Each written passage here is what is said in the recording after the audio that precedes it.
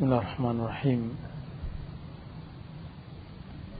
Innal hamdalillah nahmaduhu wa nasta'inuhu wa nastaghfiruh wa natubu ilayh wa na'udzu billahi min shururi anfusina wa min sayyiati a'malina.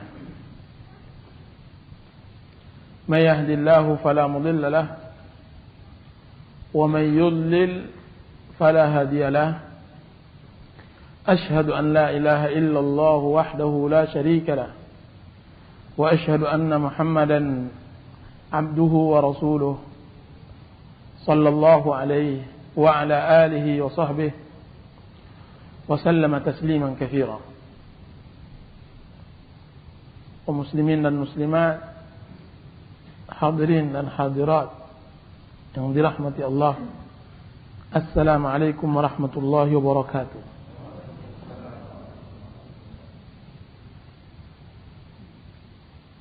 Allah Subhanahu wa taala berfirman, ya ayyuhalladzina amanu kutiba alaikumus shiyam kama kutiba alal ladzina min qablikum la'allakum tattaqun. Hai orang-orang yang beriman, diwajibkan terhadap kamu berpuasa sebagaimana diwajibkan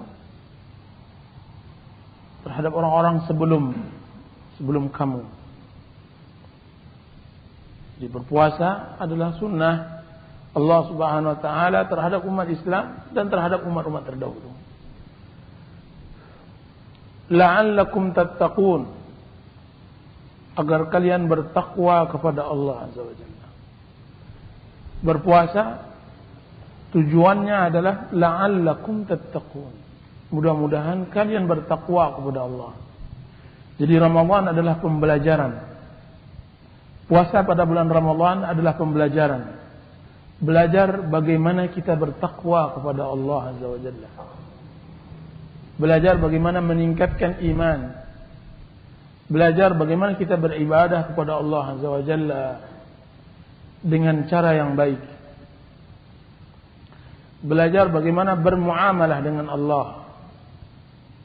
Dan alangkah banyaknya orang tidak pandai bermuamalah dengan Allah Azza wa Jalla. Belajar bertakwa, dan alangkah banyaknya orang yang tidak tahu bagaimana cara bertakwa kepada Allah Azza wa Jalla. Berletih, berpeluh di dalam beribadah, akan tetapi tidak dia lalui jalan takwa.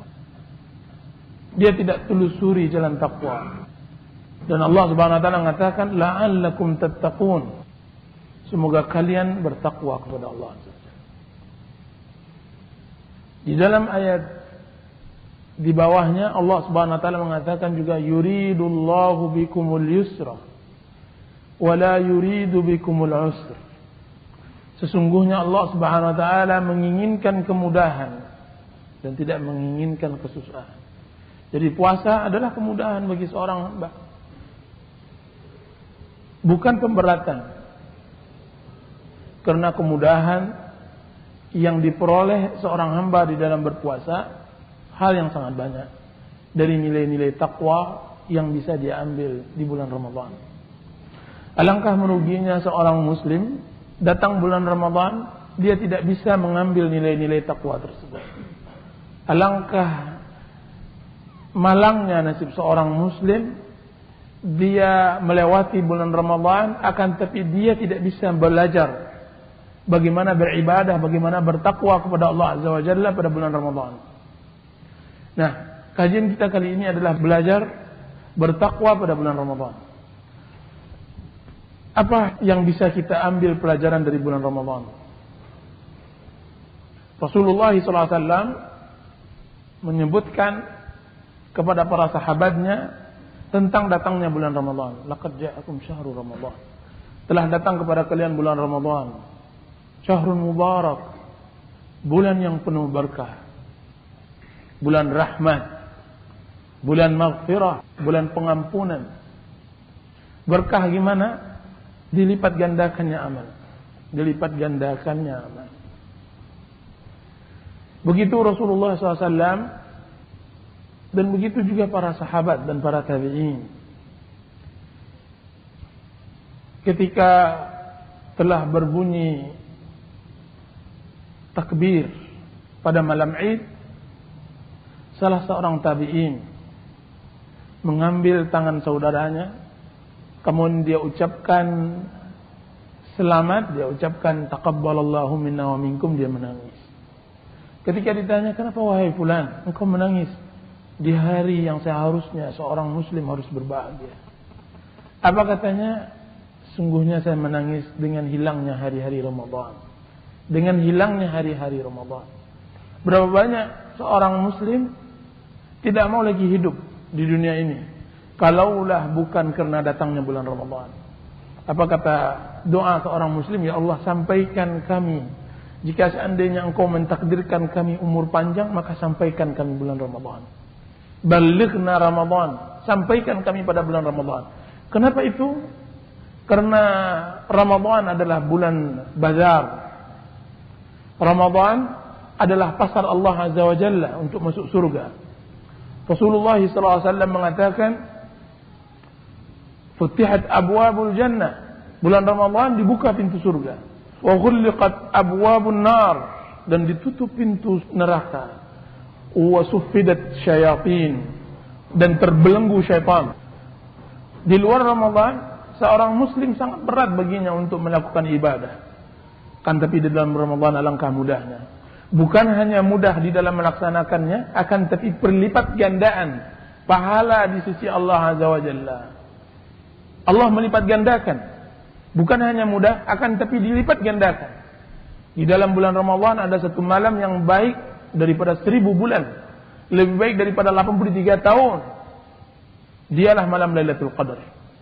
Syahrul Ramadan alladzi unzila fihi al-Qur'an.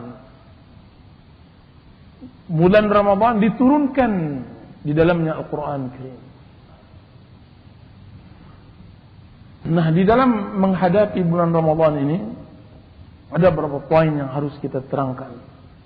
Mudah-mudahan Allah Subhanahu wa taala memberi taufik dan inayahnya kepada kita, mengarahkan ubun-ubun kita kepada taat, beribadah kepadanya.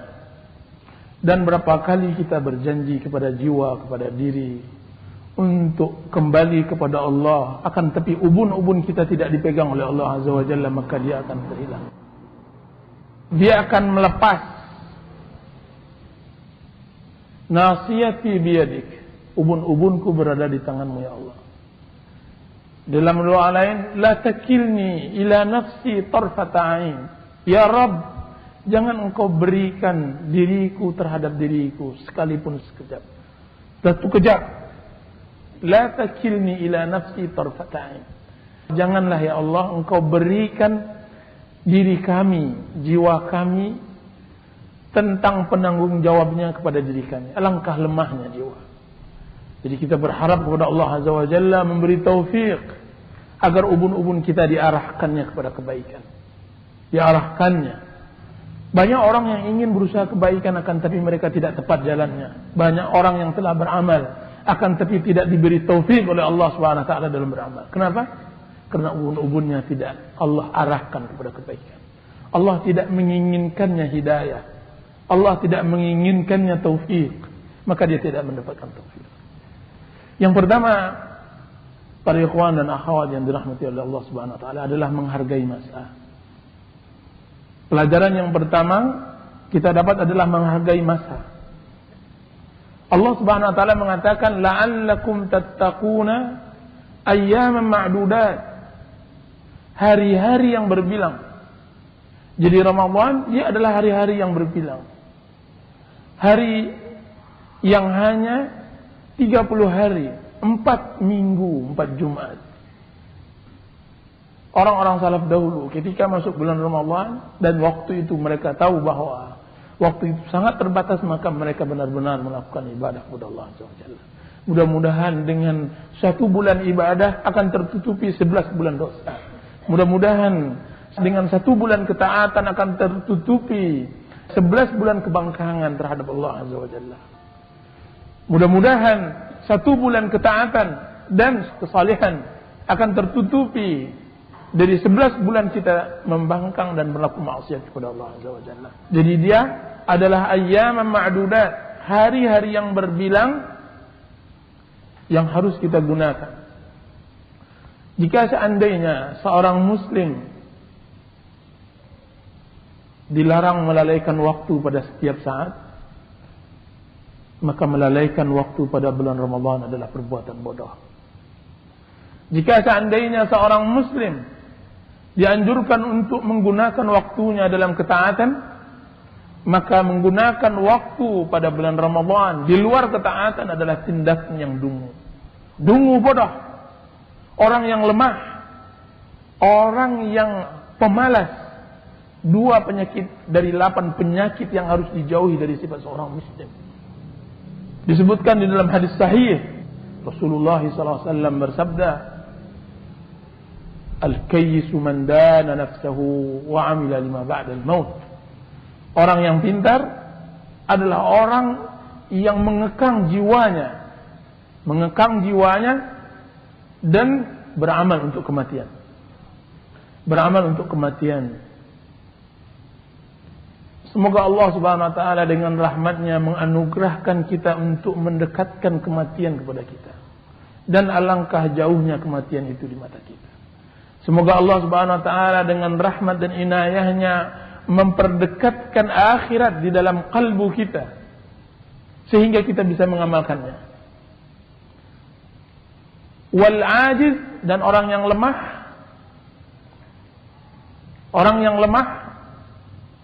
man atba'a nafsahu hawa, dialah orang yang mengikuti dirinya hawa nafsunya. Wa tamanna 'ala Allahil amani, kemudian berangan-angan kepada Allah Subhanahu wa taala dengan banyak pengharapan.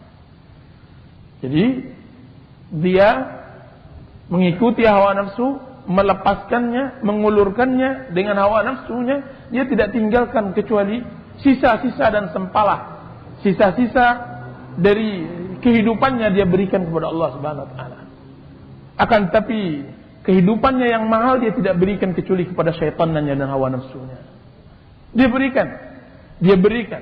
Masa mudanya kemana dia buang? Karena dia tahu masa sempalah umurnya dia akan berikan kepada Allah SWT. Masa mudanya diberikan kepada hura-hura. Kecantikan dan keindahannya kemana dia berikan? Kepada syaitan, kepada hawa nafsu, kepada pemuasan diri, kepada ammaratun bisu. Akan tapi kepada Allah Azza wa Jalla dia berikan kepada sebelah. Di waktu pagi, di waktu siang, di waktu sore, waktu-waktu yang sangat berharga, kemana dia berikan kepada Allah Azza wa Jalla? Kemana dia berikan? Kepada sesuatu yang tidak bermanfaat. Kalaupun dia mencari rizki, akan tapi rizki yang tidak pernah diniatkan untuk akhirat. Sehingga lepas kontrol, semuanya dihalalkan dan semuanya dimakan. Akan tapi ketika mata sudah mulai mengantuk, badan sudah mulai letih, mulai membaca Al-Quran. Baru membaca Al-Quran. Satu ayat, ketika ayat dibaca oleh seorang muslim tersebut, tidur mengantuk, tinggal mengantuk. Dia hanya berikan ketaatannya kepada Allah Azza wa Jalla hanya sempalah. Bagaimana dia akan mendapatkan surga yang luasnya seluas langit dan bumi? Jannah arduhas samawati wal ardh. Allah Subhanahu wa taala mengatakan wasari'u ila maghfiratin min rabbikum wa jannah. Bersegeralah kalian kepada pengampunan dari Allah Azza wa Jalla dan surga. Jadi masa ini yang harus benar-benar digunakan. Barang siapa yang telah Allah Subhanahu wa taala disebutkan oleh para ulama bahwa manusia itu terbagi berapa macam dalam umurnya. Usia baligh, dari kecil sampai baligh. Usia baligh ini dia tidak untuknya dan tidak pula atasnya. Dia tidak berdosa dan tidak berpahala. 15 tahun berhura-hura, 15 tahun bermain-main, 15 tahun menjadi kanak-kanak yang tidak dihisab oleh Allah Azza wa Jalla. 15 tahun. Setelah itu inti masa 15 sampai 40 tahun. Pemuda yang benar-benar Allah Subhanahu wa taala minta pertanggungjawaban nantinya. La tazulu qadama 'abdin yaumal qiyamah hatta yus'ala an arba'. Belum lagi mencercah kaki anak Adam pada hari kiamat sampai dia akan ditanyakan oleh Allah Azza wa Jalla 4 hal. Di antaranya an syababihi fima afna, masa mudamu kemana engkau habiskan? Allah akan hisab itu. Allah akan tanya kemana akan dihabiskan oleh seorang muslim masa mudanya. Umur 40 sampai 60 adalah berada di atas puncak gunung, kemudian dia akan menurun kembali. Aktivitas sudah mulai mengendor. Dia seharusnya puncak-puncak kematangan yang akan mengarah dia kepada akhirat. Orang yang 40 tamat. Sedangkan 60 tidak lagi. Disebutkan di dalam hadis, orang yang kalau seandainya sudah berumur 60 kan tapi tidak mengarahkan dirinya kepada kebaikan, maka ucapkan kata selamat pada dirinya. Demi Allah, orang yang sudah 60 tahun hidup, semua kehidupannya telah dia berikan kepada hawa nafsu, syaitan dan dunianya. 60 tahun belum juga sadar kembali, dengan harap dia bisa beribadah baik kepada Allah Azza wa Jalla.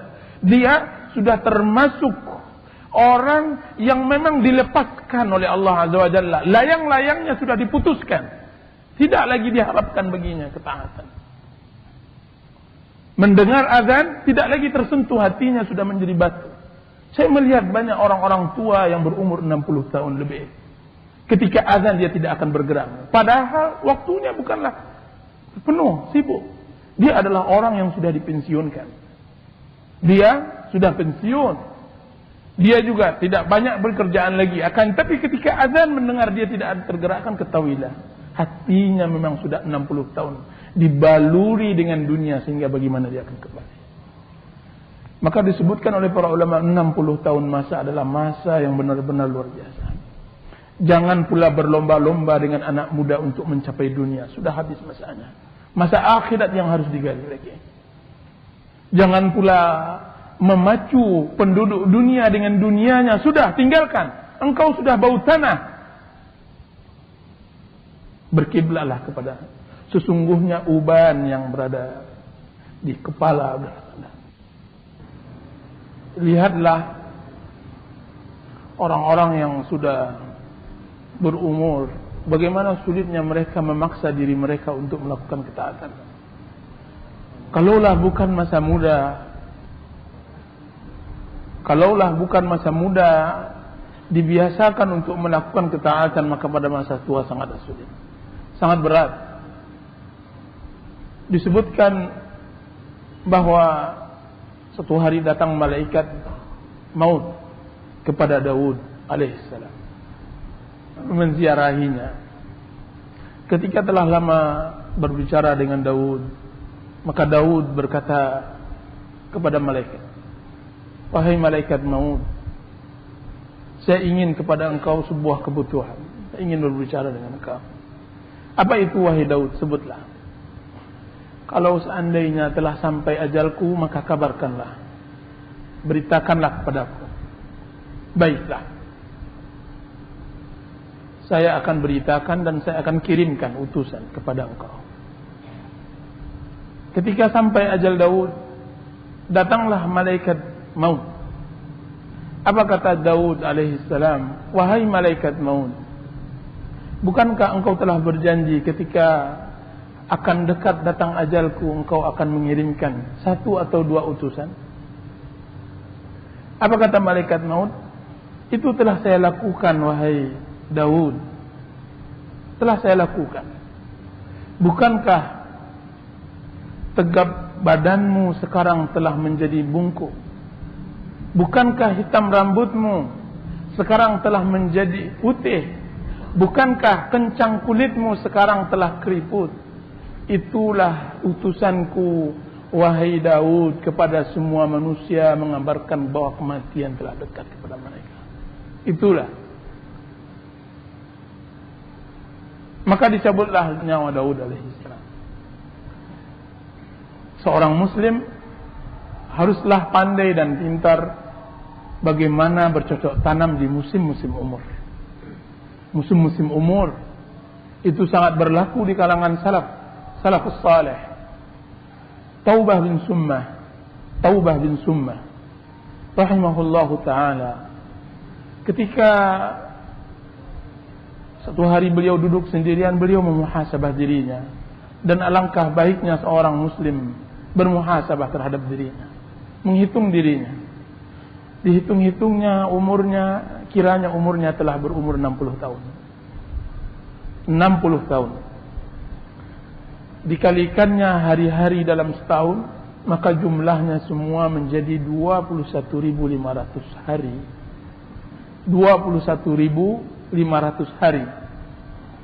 Kemudian dia katakan, kalau seandainya saya melakukan dalam satu hari satu dosa, berarti dosaku 21.500 dosa.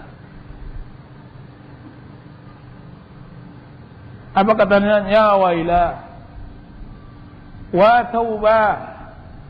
Alangkah merananya taubah, alangkah sengsaranya taubah bertemu dengan Sang Khaliq Azza wa Jalla dengan 21.500 dosa.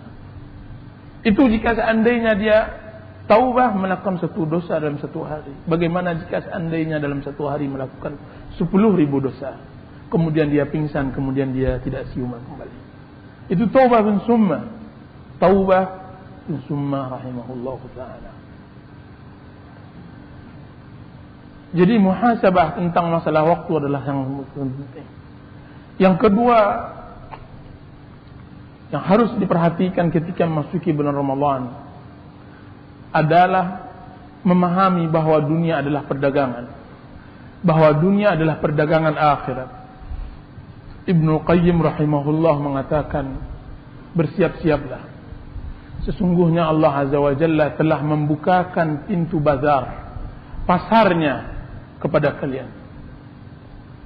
Dia ingin memperdagangkan surganya, yang nantinya kalian akan membelinya dengan diri dan jiwa kalian. Datanglah ke bazar tersebut selagi zat yang maha dermawan, zat yang maha mulia masih membuka pasarnya. Jangan terlambat, jangan salah datang. Selagi dia masih buka, maka datanglah, juallah diri itu. Itulah yang disebut oleh Allah Subhanahu wa taala dalam surah At-Taubah, "Innallaha ashtara minal mu'minina anfusahum wa amwalahum bi anna lahumul jannah." Sungguhnya Allah Subhanahu wa taala telah membeli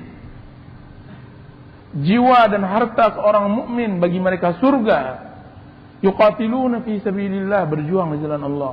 Fayaqtuluna wa yuqtalun, sampai berjuangnya mati-matian, dia membunuh ataupun dibunuh.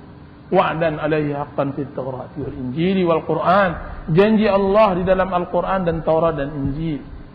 Wa man awfa bi ahdihi min Allah, siapa lagi yang lebih menepati janjinya dari Allah Azza wa Jalla. Fastabshiru, berbahagialah dengan perjual beli kalian tersebut. Bibai'ikumul ladzi bay'atum bih, dzalika huwal fawzul 'adzim. Itulah kemenangan yang sangat besar. Jadi Allah Subhanahu wa taala membukakan masa-masa bazar adalah masa-masa dunia yang kita lewati. Itulah masa bazar tersebut. Ketika nyawa telah sampai di kerongkongan, maka tidak dibina taubat dan amal lagi. Apalagi ketika sudah sampai di alam barzakh, maka tidak ada amal. Semuanya hanya jaza, balasan. Hatta idza ja'ahul maut qala, sampai datang kepadanya kematian, baru dia mengatakan, ya Allah, aku kembali. Rabbirji'ni, ya Allah, kembalikan aku untuk beramal saleh. Tidak ada lagi. Umur yang Allah telah berikan engkau, kemana engkau hilangkan? Waktu, kesehatan, kelapangan, kemana engkau buangkan? Fa idza faraghta fansab, kalau seandainya engkau lapang, tidak ada pekerjaan, maka bersungguh-sungguh dalam beribadah. Alangkah banyaknya waktu yang kita buat sia-siakan. Kita sering kali menjual waktu dengan semurah-murahnya. Kan kata Allah Subhanahu wa taala mengatakan, fa idza faraghta fansab, kalau seandainya Anda lagi pensiun, kalau seandainya Anda lagi cuti, fansab, beribadahlah. Fansab, Beribadahlah kepada Allah Azza wa Jalla. Kalau anda lagi ada Sabtu Ahad, fasab, beribadahlah kepada Allah Azza wa Jalla. Jadi masa dunia adalah perdagangan. Itulah yang disebut oleh Allah Subhanahu wa taala perdagangan yang sangat besar. Ya ayyuhalladzina amanu hal adullukum ala tijaratin tunjikum min adabin alim. Hai orang-orang yang beriman, apakah mau aku tunjukkan kalian perdagangan, tijarah. Jadi di dunia adalah perdagangan, tijarah. Tunjikum min adabin alim, yang akan menyelamatkan kita dari azab yang pedih. Jadi dia perdagangan. Nah, di dalam perdagangan ya ikhwan, maka mari kita belajar bagaimana cara berdagang yang baik. Cara berdagang yang baik adalah menjaga modal. Kalau seandainya kita hendak ingin berdagang, berhati-hatilah dengan modal. Modal adalah inti perdagangan. Kalau seandainya hilang modal, maka hilang juga perdagangan, tidak berdagang orang. Kalau seandainya anda ingin meletakkan sebuah modal anda atau modal anda kepada sebuah usaha, lihat modal tersebut. Apakah akan berkurang atau bertambah? Kalau kan berkurang modal anda untuk dalam sebuah bisnis dan usaha, lebih baik jangan berdagang. Cukupkan dengan modal tersebut, makan. Kan tapi kalau kan berdagang kan tapi akan mengurangi modal, maka jangan. Begitu kita beribadah kepada Allah Azza wa Jalla. Iman yang ada sekarang ini pada setiap muslim adalah modal. Apa yang sekarang anda dapatkan dari keimanan, saya maksud bukan Islam, akan tapi iman. Sejauh mana kecintaan anda kepada Allah dan Rasulnya, sejauh mana semangat anda terhadap Islam, sejauh mana keinginan anda untuk menanam kehidupan akhirat, itu adalah iman. Iman itu kalaulah akan mengurangi modal yang anda miliki untuk berteman kepada orang lain, untuk beribadah pada lain, maka janganlah beribadah. Di antara perdagangan akhirat yang seperti ini adalah perdagangan amal bid'ah. Bid'ah dapat mengurangi iman, bukan hanya menghilangkan pahala amal itu sendiri, akan tapi dapat menghilangkan iman dan menguranginya. Kalau kan kita akan buat bid'ah pula, bagus jangan beramal. Dan sebelumnya syirik jauhi syirik. Bid'ah adalah perdagangan yang akan merugikan. Orang yang bodoh saja yang akan mengantarkan dirinya kepada bid'ah. Orang yang tidak pandai berdagang saja yang akan berbuat bid'ah. Sama dengan perdagangan akhirat, orang yang berlaku bid'ah, mereka adalah orang yang perdagang yang merugi. Itu yang disebut oleh Allah Subhanahu wa taala, muslim yang pintar adalah muslim yang berdagang yang tidak pernah merugi. Muslim, perdagangan yang tidak pernah merugi, dialah perdagangan seorang mukmin dan muslim kepada Allah Azza wa Jalla di atas ilmu dan iman. Tijaratun lan tabur, dalam surah An-Nur, perdagangan yang tidak pernah merugi. Akan tapi jika seandainya tidak punya ilmu dan iman, maka dia akan merugi selalu. Jadi berdaganglah jangan dengan bid'ah. Bahaya bid'ah. Allah Subhanahu wa taala mengatakan dalam surah Al-Ghasyiyah, wujuhu yawma idzin khashi'ah 'amilatun nasibah tasla naran hamiyah. Wajah-wajah yang waktu itu dalam keadaan tunduk, malu, takut kepada Allah Azza wa Jalla, amilah, beramal. Mereka bukan tidak beramal, nasibah, berletih, berpeluh-peluh beramal ya ikhwan. Akan tetapi Allah Subhanahu wa taala telah jamin bagi mereka tasla naran hamiyah, api yang membakar, neraka yang membakar mereka. Mereka itulah orang-orang yang disebutkan oleh Allah Subhanahu wa taala ketika dia dihadapkan, diangkat oleh Allah Azza wa Jalla di padang mahsyar. Semua makhluk berbaris di belakangnya melihat. Ketika dia duduk, dia berdiri di hadapan Allah dengan wajah yang tunduk, didatangkan semua amalnya. Ketika itu dia bahagia luar biasa, sumringah, tersenyum. Akan tetapi Allah Subhanahu wa taala mengatakan dalam surah Al-Furqan, wa qadimna ila ma amilu min amalin. Kemudian kami datangkan kepada mereka amal yang mereka telah perbuat, kemudian faja'alnahu haba'an mansura. Kami jadikan amal tersebut bagaikan kapas yang diterbangkan. Manthura. Tidak ada artinya di sisi Allah Azza wa Jalla. Dia terpelongo. Sebagaimana orang-orang yang lain di belakangnya terkejut.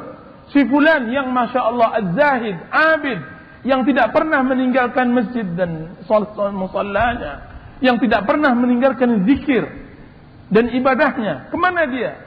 Tapi Allah Subhanahu wa taala mengatakan, jalna aba mansura. Bid'ah yang dia lakukan, amalan yang tidak sesuai dengan sunnah yang dia lakukan. Jadi seorang muslim di dalam berdagang jaga modal, ya ikhwan. Begitu juga dia di dalam bergaul. Kalaukan pula bergaul dengan si fulan yang fasik, yang fajir, akan mengurangi keimanan, akan mengurangi semangatnya datang ke pengajian ini, semangatnya dalam membaca Al-Quran, semangatnya untuk datang ke majelis ta'lim, semangatnya datang untuk sholat berjamaah, maka campakkan persahabatan tersebut. Semuanya campakkan persahabatan itu. Kalaukan persahabatan akan menyeret kita kepada syaitan, kepada kebatilan, campakkan persahabatan itu. Pertahankan iman yang ada. Ini yang pertama. Di dalam perdagangan juga, seorang muslim atau seorang pedagang tentu dia akan melihat bagaimana menggunakan modal yang sedikit mendatangkan untung yang sangat banyak. Modal yang sedikit, untung yang sangat banyak.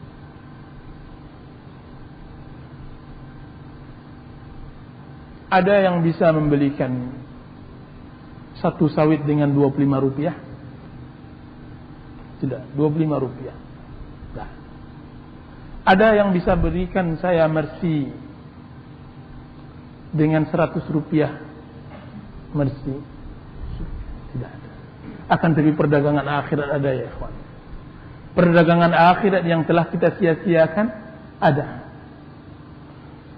Kita rela untuk menjemput banyak amal di dunia. Kita rela berkeliling hanya untuk mendapatkan keuntungan dunia. Kan tapi akhirat kapan kita berpikir seperti itu? Apa?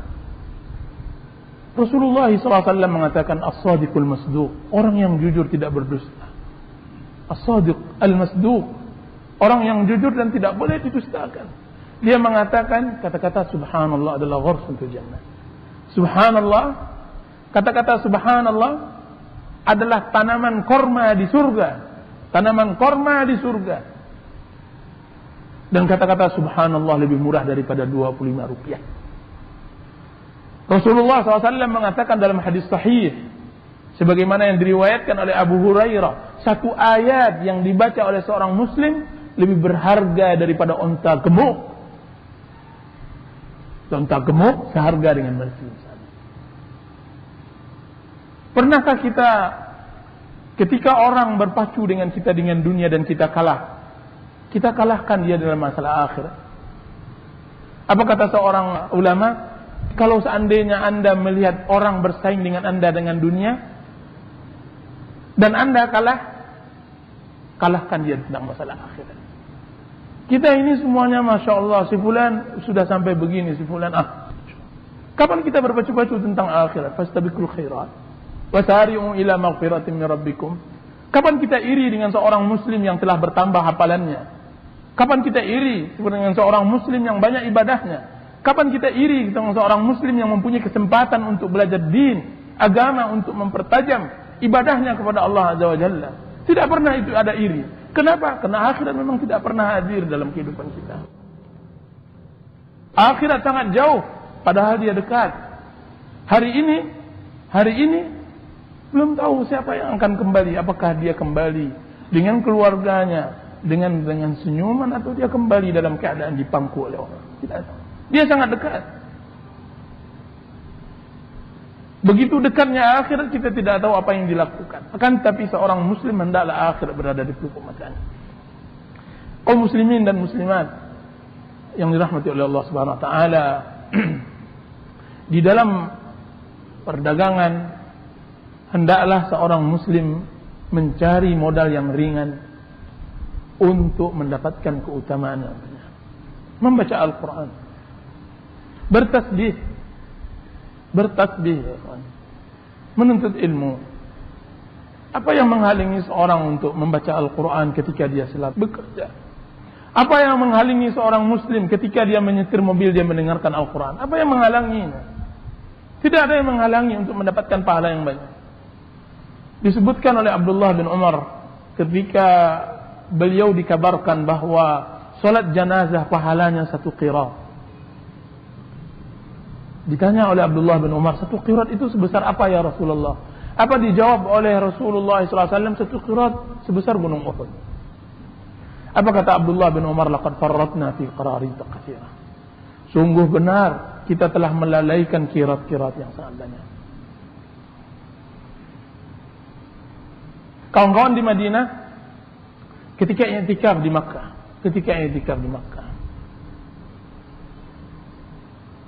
ketika enak bergurau, enak bermain, enak berbicara, salah seorang mereka mengatakan, duduk, ayo berdiri. Salat 2 rakaat. 2 rakaat sama dengan 100.000 pahala di luar masjid, di Masjidil Haram. Kesempatan bagi kita 4 tahun. 4 tahun 200.000. Kalau seandainya Anda melakukan salat dengan khusyuk, dengan tangis, dengan air mata, rasanya dekat akhirat, dekat Allah SWT. Di tempat itu, maka akan Anda berleha-leha berapa puluh tahun untuk melakukan satu salat. Bagaimana pula kalau seandainya Anda bisa melakukan salat fardu, Anda bisa melakukan salat dan ibadah pada Allah Azza wa Jalla pada pusat salat. 200.000 ya ikhwan. Saya kali-kalikan salat dengan khusyuk di Masjidil Haram dengan di Masjid Akramun Nas. Sama halnya saya berletih-letih 100.000 kali salat di sini. Allah berikan di sana. Kita sia-siakan, subhanallah. Akan tapi itu tidak menghalangi seorang muslim. Seorang muslim tidak menghalangi baginya tempat dan keadaan. Yang menghalanginya adalah himmah dan kemauan. Yang menghalanginya adalah himmah. Ya ikhwan, ketika kita meninggalkan kota yang syarat dengan pahala tersebut, terus terang kita sedih. Dan kita satu sisi sedih dan takut. Karena Rasulullah SAW mengatakan sesungguhnya Madinah menghilangkan orang-orang buruknya sebagaimana kikir menghilangkan kotoran besi. Kita takut kira kalau seandainya yang kita, ya Allah, saya ini adalah orang yang terusir karena saya tidak orang yang baik. Satu sisi. Atau kadang-kadang, ya Allah, kapan lagi saya bisa beribadah seperti ini? Akan tapi ketahui bahwa di negeri kita juga banyak ibadahnya. Berdakwah di jalan Allah di negeri ini jauh lebih baik daripada dakwah di sana. Alangkah banyaknya orang yang perlu kita beri hidayah. Alangkah mudah. Berapa waktu yang lalu saya bertemu dengan salah seorang ikhwan. Sama-sama tamat dengan saya. Kemudian dia mengatakan bahwa syekhnya, ya syekh juga, syekh kita juga, dia Masya Allah, dakwahnya Masya Allah. Berapa kali dalam seminggu? Sekali dalam seminggu. Masya Allah. Saya katakan, ustaz kecil di daerah kami, itu dakwahnya 5 kali dalam seminggu. Subhanallah. Apa katanya? Saya sekarang ya akhi S3. Tidak satu pun dalam hari saya berdakwah kepada Allah SWT. Tidak ada lagi yang saya dakwahi orang. Akan tapi ketika dia di sini, subhanallah, berapa banyak Anda tinggal duduk orang akan hadir. Kenapa tidak mau berdakwah kepada Allah SWT? Berdakwah tidak harus duduk seperti ini. Berdakwah kapan saja. Rasulullah SAW mengatakan, diriwayatkan oleh Ali bin Abi Thalib, li'ayyadiyallahu bika rajulan wahidan. Li'ayyadiyallahu bika rajulan wahidan khairun laka min humrun na'am. Satu orang yang engkau beri dapat hidayah, engkau bawa ke masjid ini. Satu orang yang engkau beri hidayah lebih baik daripada dunia dengan segala isinya. Lebih baik daripada unta merah. Khairun minad dunya wa ma 'alaiha. Dan itu tidak sangat luar biasa di daerah ini. Berapa banyak orang-orang yang berangan, kawan-kawan yang sekarang masih berjihad, berbelajar belasan tahun, mereka iri dengan keadaan kita. Mereka belajar, akan tapi belum bisa beramal. Kita berdakwah. Itu di antara hal-hal yang menyejukkan hati. Kalaulah di tempat ini berdakwah juga tidak bisa, dan juga tidak bisa beramal, dan juga tidak bisa beribadah, maka celakalah tempat ini. Kita harus cari tempat lainnya sehingga kita bisa menyelamatkan akhirat kita. Kita harus mencari tempat lain supaya bisa menyelamatkan kehidupan kita. Akan tapi di sini adalah perjuangan jihad di jalan Allah ya ikhwan. Jihad, kita berikhtisab, kita berharap mendapatkan ganjaran dari kesusahan yang ada di daerah dan negeri kita ini. Banyak hal yang harus kita gali di sini. Dan bulan Ramadan adalah tempatnya. Bulan Ramadan nanti akan saya kabarkan apa yang harus kita bisa lakukan bagi seorang muslim pada bulan Ramadan. Belajar dari sana untuk nanti kita semai pada bulan-bulan yang lainnya. Anda bisa melakukan hal itu semua. Tidak mutlak antara seorang dai dan semacamnya. Di antara berdagang yang paling hebat adalah Anda duduk, minum, bertelekan bersama istri dan anak-anak di atas kursi goyang, sedangkan duit Anda diputarkan oleh orang dengan putaran yang samanya.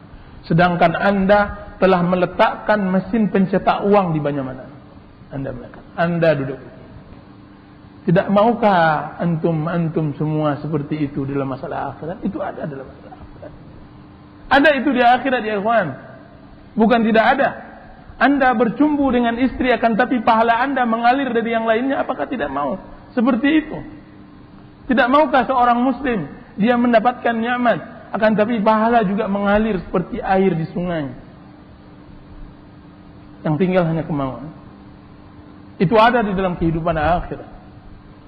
Rasulullah sallallahu alaihi wasallam mengatakan, "Idza mata ibnu Adam inqata'a 'amaluhu illa min salat." Jika seandainya mati anak Adam terputus lamanya kecuali 3 hal. Sedekah jariyah, ilmin yuntafa'u bih, aw waladin salihin yad'u lahu. Sedekah jariyah, ilmu yang bermanfaat, anak yang saleh. Dia sedang di alam kubur, akan tapi pahalanya masih berputar. Mesin-mesin pencetak uangnya masih berjalan, sedangkan dia itu pun dia bisa di dunia, dia masih di dunia, akan tapi mesin pencetak uangnya ada di dunia. Dan itu 3 hal. Makanya Rasulullah SAW 2 orang yang seharusnya diirikan. 2 orang yang seharusnya diirikan. Itnani maghmubani indan nas. 2 hal yang seharusnya diirikan oleh manusia. Orang yang diberikan oleh Allah Subhanahu wa taala harta, kemudian diinfakkan harta pada siang harinya dan malam harinya. Dia tebarkan harta supaya harta tersebut menjadi mesin pencetak amal, ibadah pada dia. Dia berleha-leha, kan tapi amalnya sedang orang mencetak amal untuk. Infaklah yang dia berikan ke masjid, wakaflah yang dia berikan ke masjid, kan tapi dia coba dia. Aw ilmin yuntafa'u bih, ilmu yang bermanfaat, ilmu yang dia berikan kepada orang. Kemudian dilaksanakan, dia akan mendapatkan pahala yang serupa tanpa dikurangi 1 rupiah pun. Rasulullah SAW mengatakan, "Man dalla 'alal khairi kafa'ilih." Barang siapa yang menunjukkan kebaikan, maka seperti pahalanya seperti orang yang mengerjakannya. Menunjukkan kebaikan adalah sebuah tindakan yang bisa dilakukan oleh semua muslim. Menunjukkan kebaikan kepada seorang muslim, mengarahkannya kepada kebaikan Islam, dia sama mendapatkan pahala sama. Man dalla 'alal khair. Apalagi jika seandainya dia masuk ke dalam amal yang sekarang lagi tren bisnisnya adalah bisnis piramid, apa yang istilah sekarang ini, multi level marketing MLM. Saya mengajarkan 100 orang. 100 orang mengajarkan di bawahnya 100 akan berjumlah 1 juta. 1 juta mengajarkannya menjadi pahala terus mengalir kepada yang pertama. Subhanallah. Pahala yang sangat luar biasa. Yang mengesetnya, sentuhan tangannya, maka setiap detik-detik yang dilalui anak tersebut dalam kebaikan orang tuanya akan mendapatkannya. Walad salih. Maka begitu mulianya seorang muslim di dalam membina rumah tangganya, karena dia tahu bahwa anak-anaknya adalah aset akhirat baginya. Aset akhirat untuk, maka dia berupaya mati-matian untuk mendidiknya menjadi anak yang saleh. Bukan apa-apa, bukan hanya untuk mendapatkan dia menjadi anak yang saleh, penyejuk pandangannya dan penyejuk hatinya, bukan itu yang dia inginkan. Mudah-mudahan bisa mengalir semua pahala anak tersebut kepada dia. Mengalir pahala anak tersebut kepada dia. Jadi di dalam perdagangan akhirat harus kita lihat hal-hal yang seperti itu. Apa yang bisa kita amalkan dari 3 hal ini, maka jadilah. Semuanya amal ya ikhwan. Semuanya amal. Ilmu kalau tidak ditujukan dengan akhirat maka dia tidak akan berguna. Harta kalau seandainya tidak dilengketkan dengan akhirat maka dia akan sia-sia. Tidak akan ada gunanya namanya harta yang kita cari kalau seandainya tidak diikat dengan akhirat. Sebutkan kepada saya Abdurrahman bin Auf dan kekayaannya, Utsman bin Affan dan kekayaannya, Abu Bakar dan kekayaannya. Kemana mereka infakkan? Di jalan Allah Azza wa Jalla. Akan tapi sebutkan apakah mereka dikenal oleh manusia sebelum dikenal oleh Allah Subhanahu wa taala dan orang-orang makhluk yang berada di sekitarnya sebelum dikenal Allah Azza wa Jalla. Apakah mereka dikenal karena kekayaannya? Tidak. Mereka tidak dikenal karena kekayaannya. Abu Bakar, Abdurrahman bin Auf, Utsman bin Affan, Abdullah bin Zubair, Zubair bin Awwam dan yang lainnya dikenal karena kedermawanannya di jalan Allah Azza wa Jalla. Kedermawanannya di jalan Allah. Dia lengketkan harta tersebut kepada akhirat sehingga dia menjadi amal. Dia angkat namanya, wa rafa'na laka dzikra. Kami angkat namamu. Itu di dunia sebelum diangkat namanya di akhirat. Ya Allah Azza wa Jalla. Itu yang harus kita pahami tentang masalah menyangkut dengan datangnya bulan Ramadan. Yang ketiga adalah ibadah kepada Allah Azza wa Jalla. Ramadan dengan ibadah. Pertama tadi kita katakan tentang masalah masa, yang kedua tentang masalah perdagangan, yang ketiga adalah masalah ibadah di bulan Ramadan. Ibadah di dalam bulan Ramadan ini sangat luar biasa. Sangat luar biasanya apa? Allah Subhanahu wa taala menilai ibadah yang ada di dalam hati bukan dengan yang zahir. Apa kata Ibnu Qayyim rahimahullah? Dua orang yang berdiri melakukan salat menghadap Allah Azza wa Jalla, menghadap Allah. Dua orang bertakbir dengan takbir yang sama, melakukan gerakan yang sama, akan tetapi yang satu di surga naim dan yang satu lagi di neraka jahim. Yang satu lagi di neraka jahim. Perbedaannya apa? Akan tapi pergerakan sama. Perbedaannya apa? Perbedaannya adalah mutu ibadah. Mutu ibadah. Ramadan adalah kesempatan untuk meningkatkan mutu di dalam beribadah kita kepada Allah. Kalau seandainya semua orang setiap bertambah waktu dia naik pangkat, setiap pegawai ketika dia bertambah waktu dia naik jabatan dan semacamnya, setiap mahasiswa bertambah masa dan belajar dia menaik tingkat, maka kita seharusnya juga menaikkan tingkat dalam beribadah kita kepada Allah SWT. Ini harus. Kalau seorang muslim tidak mempunyai cara untuk meningkatkan, maka celakalah dia. Alangkah sengsara, berletih, masuk dalam pengajian 20 tahun, 30 tahun, akan tapi pahalanya juga hanya itu saja. Tidak pernah meningkat di sisi Allah Azza wa Jalla. Sangat mubazir, letih. Sama dengan orang yang sibuk, dia sibuk pula, akan tapi ketika orang membentangkan keuntungannya, dia membentangkan hal-hal yang kosong. Tidak.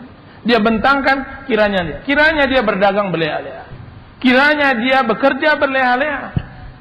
Dia sangka orang berpeluh, dia berpeluh pula. Orang beribadah kepada Allah Azza wa Jalla, akan tapi dia hanya sangka dia butuh hanya peluhnya saja.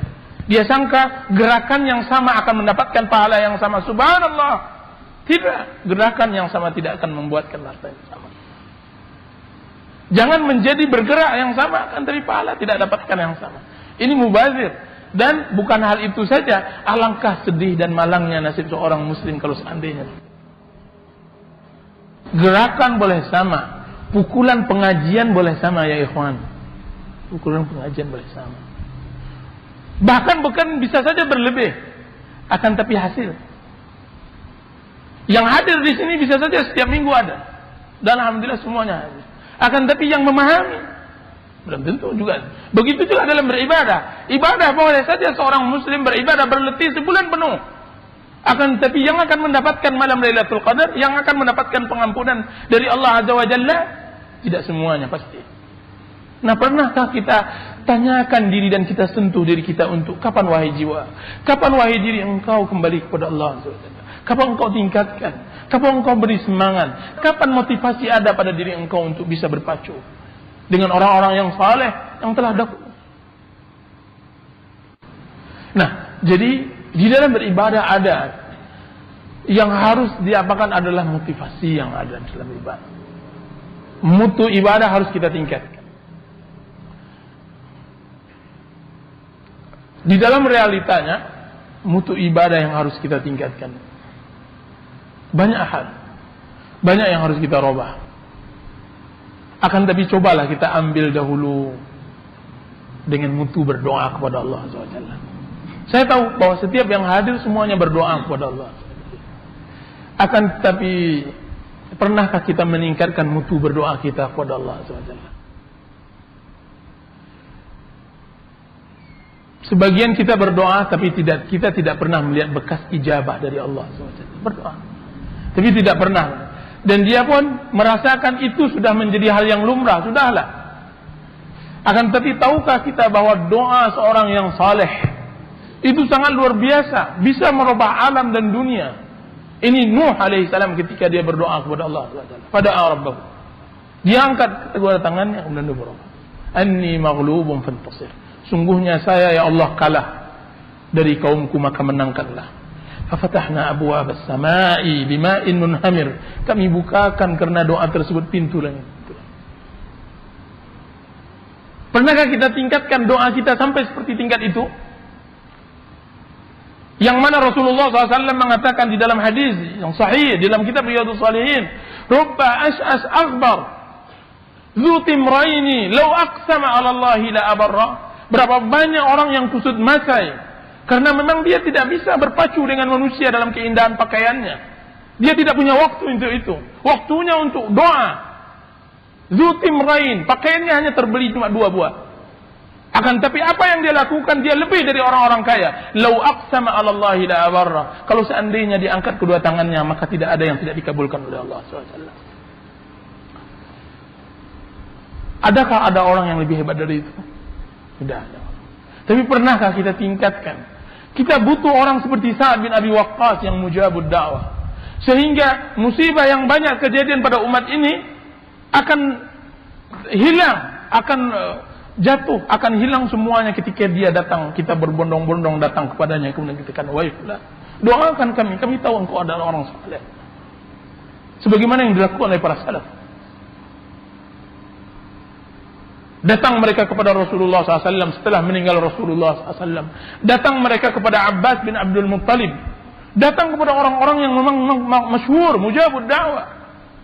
Di setiap zaman ada, di zaman kita tidak ada musibah. Kapan kita meningkatkan mutu doa kita kepada Allah SWT?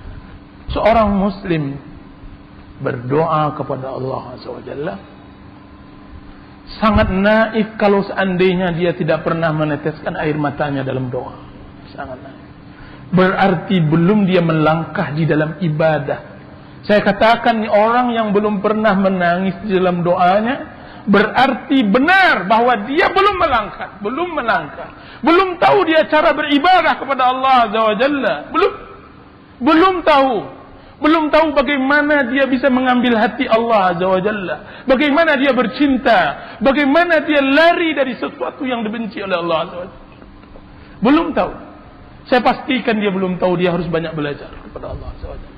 Bermuamalah dengan Allah, mengetahui bagaimana tempat-tempat Allah cintai dan tempat-tempat Allah benci adalah hal yang mutlak bagi seorang muslim. Sehingga doanya benar-benar menggelegar di arsy, terdengar di langit yang ketujuh, walaupun tidak terdengar di langit di dunia ini. Celaka dunia. Apa yang harus dilakukan di dunia? Tidak. Uwais Al-Qarni, hadis yang sebentar lagi mungkin akan kita bahas setelah Ramadan. Uwais Al-Qarni, apa dia dengan dunia? Tidak ada ya. Ketika seluruh sahabat disibukkan untuk mencarinya, dia sudah diberikan pensucian oleh Rasulullah SAW sebelum dia lahir. Belum lagi dia balik, akan datang kepada kalian orang dari suku Qaran, dari Yaman, dari suku Qaran bernama Uwais. Kalaulah nantinya kalian bertemu dengannya, mintalah doanya. Minta doanya. Kenapa? Uwais adalah orang yang pandai beribadah kepada Allah Azza wa Jalla. Dia orang ibadah. Dia tidak sahabat Rasulullah, levelnya tidak Abu Bakar dan Umar. Akan tetapi Rasulullah SAW meminta Abu Bakar, Umar, Utsman untuk bertemu dengan Uwais minta ampun. Saya berharap ada di antara seorang muslim di antara kita ini, semua dai datang kepadanya meminta berikan ampun kepada Allah. Langkah. Titipkan doa saya kepada Allah agar Allah memasukkan saya surga. Agar Allah Subhanahu wa taala mengampuni dosa saya. Datanglah Uwais, dan setelah letih Umar bin Khattab radhiyallahu anhu, Khalifah Rashid, setiap harinya, hari-hari haji beliau menjadi Amirul Mukminin, menjadi pemimpin haji. Dilihat orang-orang yang datang dari Yaman, setahun, 2 tahun dia cari tidak temukan. Di tahun setelah berapa tahun, maka dia baru mendapatkan sebersih berita, setercah berita tentang Uwais setelah berletih bertahun-tahun karena perintah Rasulullah SAW. Apa yang terjadi? Datanglah dia. Apa kata orang-orang Yaman? Akan datang memang orang Qaran, dari suku Qaran, kabilah Qaran. Mudah-mudahan engkau akan mendapatkan jawaban engkau, wahai Amirul Mukminin, kepada mereka. Tiba-tiba memang benar datang suku Qaran kepada Umar bin Khattab radhiyallahu anhu. Kalian dari Qaran? Ya, benar Amirul Mukminin. Siapa di antara kalian yang bernama Uwais?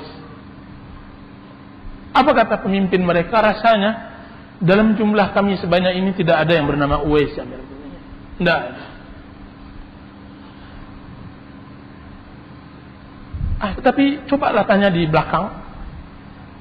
Dia orang pesuruh kami, orang yang membersihkan piring, orang yang memberikan makan unta. Kayaknya dia bernama Uwais.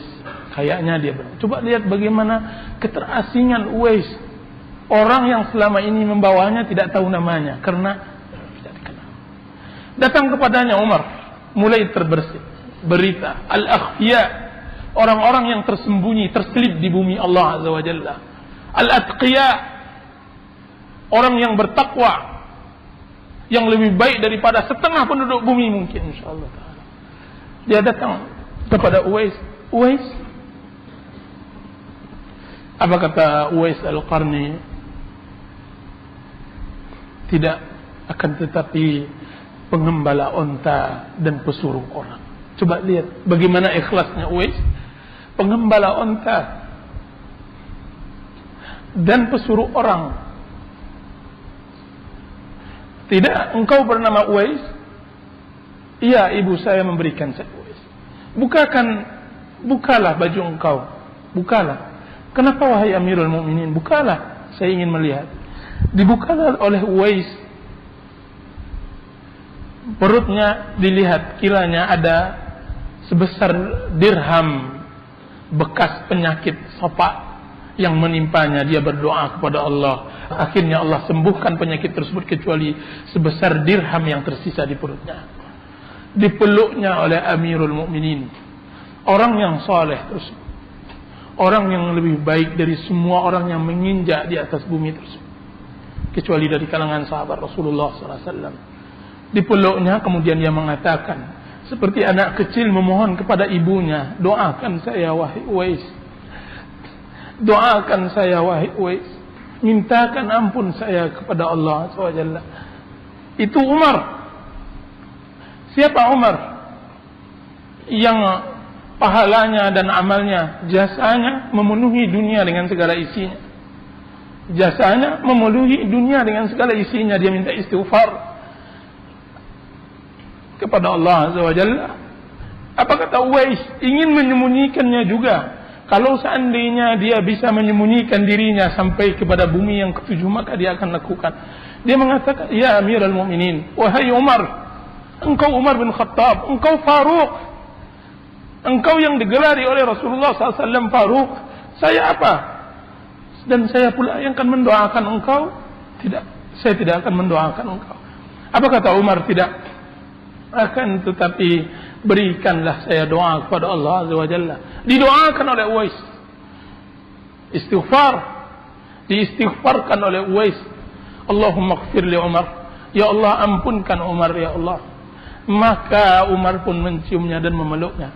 Kemudian dia pesan kepada gubernur Yaman untuk memperlakukan Uwais dengan baik. Untuk memperlakukan Uwais dengan baik. Semenjak itu terkenallah perkara Uwais, akan tetapi dia hilang. Disebutkan oleh ahli sejarah, semenjak dikenal oleh orang-orang Yaman Uwais, dia lari dengan ibunya karena dia adalah orang yang berbakti kepada ibunya. Dia lari, kemudian dia tidak datang-datang lagi. Itu dia orang yang belajar beribadah dalam Allah SWT. Doa. Para ikhwan dan akhwat yang dirahmati oleh Allah Subhanahu wa taala. Kata-kata orang, barang siapa yang ingin belajar beribadah, maka mulailah dengan berdoa kepada Allah SWT. Kalau seandainya seseorang ingin belajar ikhlas, maka mulailah dia berpuasa kepada Allah. Jadi doa adalah belajar bagaimana beribadah kepada Allah SWT. Karena di dalam doa, di sana terdapat dua hal yang inti ibadah. Pertama, pengagungan kepada Allah SWT. Dan yang kedua, penghinaan diri kepada Allah SWT. Penghinaan diri kepada Allah SWT. Menghinakan diri, kemudian mengagungkan Allah SWT. Itu inti dari doa yang harus kita belajar di dalam berdoa kepada Allah. Kaum muslimin yang dirahmati oleh Allah, di dalam berdoa, seorang muslim di dalam berdoa kepada Allah SWT, dia harus meletakkan dirinya tidak ada artinya di sisi Allah. Kemudian dia harus membesarkan dan mengagungkan Allah. Makanya mudah bagi orang awam di dalam tempat-tempat berdoa bersama mereka jatuh, mereka menangis, mudah. Kenapa? Karena doa adalah paling mudah, awal dari ibadah yang benar, awal dari cara beribadah sehingga bermutu di sisi Allah SWT. Bagaimana kita tidak menangis di hadapan Allah ketika kita menggunakan ucapan Nabi Adam alaihi salam di dalam doanya? Dia mengatakan, Rabbana zalamna anfusana wa illam taghfir lana wa tarhamna lanakunanna minal khasirin. Rabbana, ya Allah, zalamna, kami telah menzalimi diri kami. Menzalimi diri kita. Kami telah menzalimi diri kami, ya Rabb, dengan maksiat, menzalimi diri dengan pembangkangan kepada Allah SWT. Allah menyuruh kita beribadah, kita malah mengikuti hawa nafsu. Wa illam taghfir lana,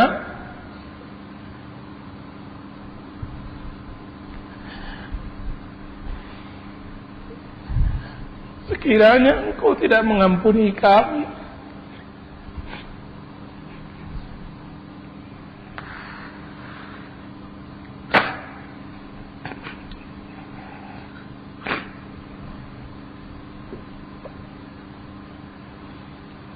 sekiranya Engkau tidak mengampuni kami, niscaya kami orang merugi. Siapa pula yang dapat mengampuni kami?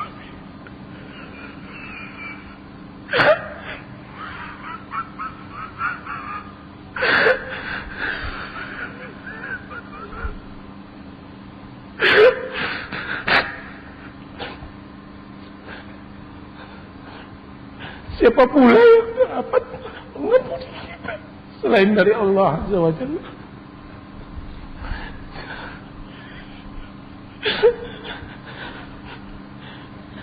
Makhluk Allah Azza wa Jalla selain kita sangat banyak, akan tetapi kita tidak memiliki kecuali Allah.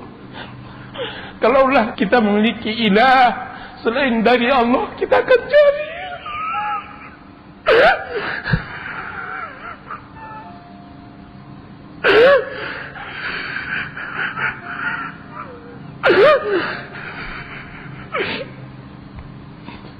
Akan tetapi itu tidak ada. Wa illam taghfir lana, Engkau yang memiliki semuanya.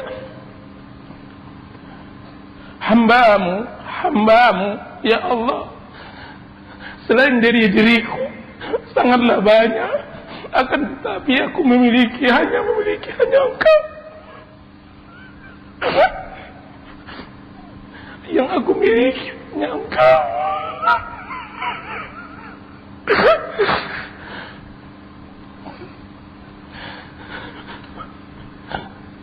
Ketika seorang muslim berdoa begitu, pintu langit mana yang tidak terbuka untuknya? Pendengaran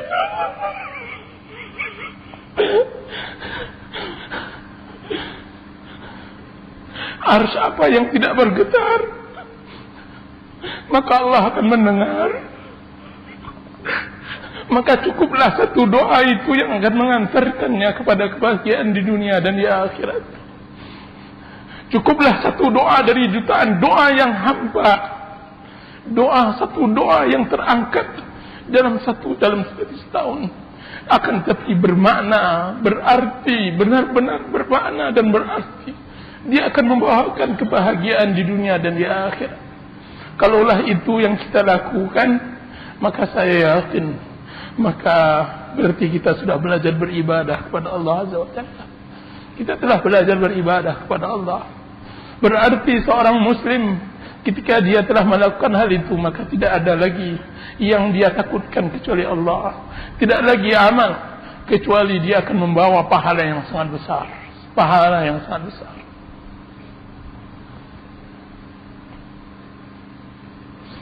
Kaum muslimin yang dirahmati oleh Allah Azza wa Jalla, itu salah satu bentuk bagaimana kita tingkatkan kita beribadah kepada Allah.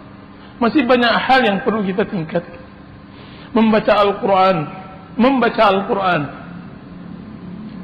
Saya tidak sembunyikan. Bukanlah karena saya ahli ibadah, dan bukanlah saya orang yang bertakwa kepada Allah Azza wa Jalla, walaupun itu harapan. Akan tetapi itu kenyataan yang dihadapi mungkin setiap muslim di Ramadan di Masjid Madinah majulah imam salat tarawih, imam yang mana jika seandainya saya bertakbir di belakangnya, maka bergetar, maka benar-benar saya tidak tahu di mana saya berdiri di hadapan, di mana saya tidak tahu, saya tidak menyangka saya berada di bawah kenikmatan yang sangat luar biasa, nikmat yang mungkin saya tidak dapatkan kecuali di waktu itu, nikmat yang sangat luar biasa. Saya tidak sadarkan orang-orang yang berada di sekitar saya, akan tapi saya terbawa alunan ayat yang dibacakannya ketika itu dia membaca surat Al-Isra. Imam tersebut adalah Imam Salah Budair. Dia membaca surat Al-Isra. Dia baca dengan alunan yang sangat luar biasa, bercerita tentang kebesaran Allah Azza wa Jalla. Terbayang oleh setiap muslim ketika mendengar surat tersebut tentang kerdilnya dirinya, tentang banyaknya maksiat yang dia lakukan.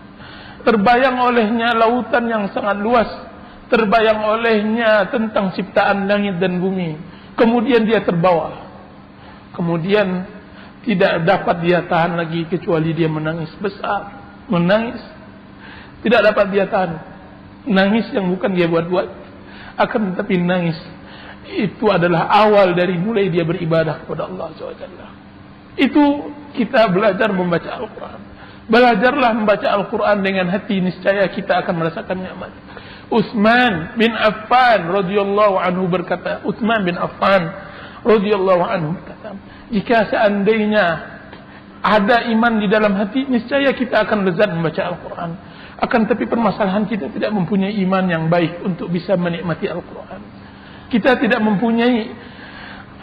tidak mempunyai ilmu yang baik untuk bisa membaca Al-Quran sehingga hadir di dalam hati kita. Itu yang selalu dipanggil oleh Allah Subhanahu wa taala di dalam surat Al-Hadid.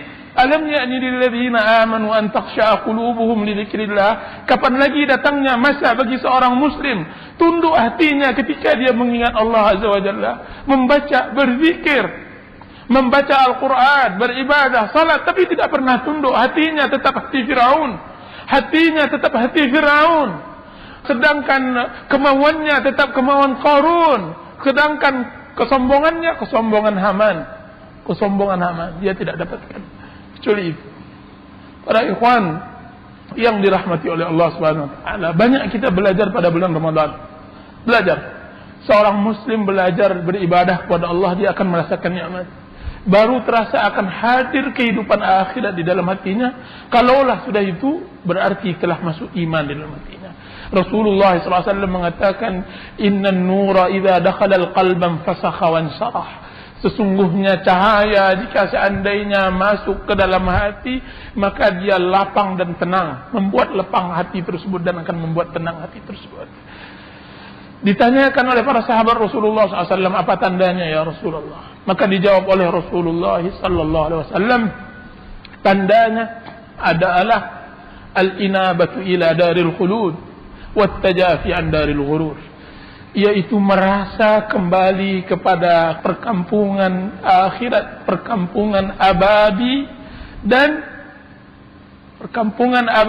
dan menjauh dari perkampungan dunia. Perkampungan abadi yaitu akhirat. Hati yang sudah dekat kepada akhirat, maka hati itulah yang sangat luar biasa. Adalah Ali bin Fudail bin Iyad. Ali bin Fudail bin Iyad, dia adalah orang yang sudah peka hatinya dengan Al-Quran karena latihan. Bukanlah Ali bin Fudail bin Iyad orang satu-satunya, tidak. Seorang muslim bisa mempelajarinya. Seorang muslim peka. Kalau dia belajar, cuma kita tidak pernah latihan. Seorang muslim tidak pernah melatih ibadahnya. Kita tidak pernah melatih. Itu saja yang menyebabkan kita tidak sama dengan Ali bin Fudail bin Iyad. Ali bin Fudail bin Iyad adalah anak dari ulama besar, yaitu Fudail bin Iyad. Dia sangat tidak bisa mendengarkan Al-Quran. Sangat tidak bisa mendengarkan Al-Quran. Ayahnya ketika menjadi imam, karena dia qadhi besar di kotanya, melihat-lihat Ali. Kalau seandainya dia meluruskan saf, dia lihat Ali. Kalau seandainya Ali, maka dia bacakan ayat-ayat yang tidak berkaitan tentang surga atau neraka. Karena dia tidak bisa mendengarkan ayat yang menerangkan tentang akhirat, tentang surga dan neraka. Apa yang dilakukan oleh Fudail? Suatu hari dia melakukan salat dan dia sangka Ali tidak berada di belakangnya. Ketika itu dia membacakan surat At-Tur. Dia bacakan surat At-Tur. Ketika sampai di satu ayat yang sangat menggugahnya, berteriak Ali bin Fudail bin Iyad, dan dia berteriak histeris. Kemudian dia jatuh. Setelah selesai orang salat dibangunkan, akhirnya dia tidak bangun. Maka disebutlah Ali bin Fudail bin Iyad sebagai orang yang disebut qatilul Quran, orang yang terbunuh karena Al-Quran. Orang yang terbunuh karena Al-Quran. Dan dia muda. Dan ini ribuan para tabi'in, saya tidak katakan satu orang, dua orang, ribuan. Ketika mereka dibawa kepada pandai besi, mereka pingsan. Banyak di antara mereka, di antaranya Rabi' bin Khuzaim ketika dibawa kepada pandai besi, dilihatnya api, kiranya bukanlah api yang dia lihat, akan tapi hadir di matanya api neraka. Kemudian dia pingsan, tidak sadarkan hari kecuali 2 setelah 3 hari. Muhammad bin Munkadir. Satu hari dia sakit. Anak-anaknya dan istrinya semuanya menangis. Sudah lama dia tidak hadir ke masjid karena sakit. Datanglah kepadanya salah seorang sahabatnya yang dia cintai. Cinta karena Allah Azza wa Jalla. Persaudaraan di antara karena Allah Azza wa Jalla. Ditanyanya, bagaimana keadaan orang tua kalian, bagaimana keadaan suami engkau, wahai fulana? Dia sakit, dia tidak bisa keluar. Maka cobalah engkau lihat, mudah-mudahan dia akan sembuh dengan engkau datang kepadanya, ziarah, silaturahim. Maka masuklah sahabatnya tersebut. Dilihatnya Muhammad bin Munkadir. Kemudian dia tanya, wahai fulan, wahai Muhammad, apa gerangan yang membuat engkau sakit? Apa katanya, wahai fulan, yang membuat saya sakit tidak lain dan tidak bukan berapa hari yang lalu saya membaca Al-Quranul Karim. Saya membaca Al-Quran, terus saya melewati sebuah ayat yang membuat saya sakit. Apa kata kawannya, apa kira-kira ayat yang engkau baca tersebut? Maka dikatakan oleh Muhammad bin Munkadir ayat Allah Azza wa Jalla yang mengatakan am hasibal ladzina istarahu sayyiati an naj'alahum kal ladzina amanu wa amilus salihati sawa'am mahyahum wa mamatuhum sa'a ma yahkumun. Sa'a ma yahkumun. Apakah orang-orang menyangka orang-orang yang berlemuran maksiat, am hasibal ladzina istarahu sayyiat, orang-orang yang bersimbah dosa dan kesalahan sama dengan orang-orang yang berlaku kebaikan, hidup dan mati mereka sa'a ma yahkumun. Alangkah buruknya mereka menghukum. Alangkah buruknya mereka menghukum. Maka ketika mendengar ayat tersebut, terbuka hatinya, benar-benar seperti goncangnya Merapi, tergoncang oleh dia. Allah menyatakan, apakah kalian menyangka orang yang saleh sama dengan orang yang taleh?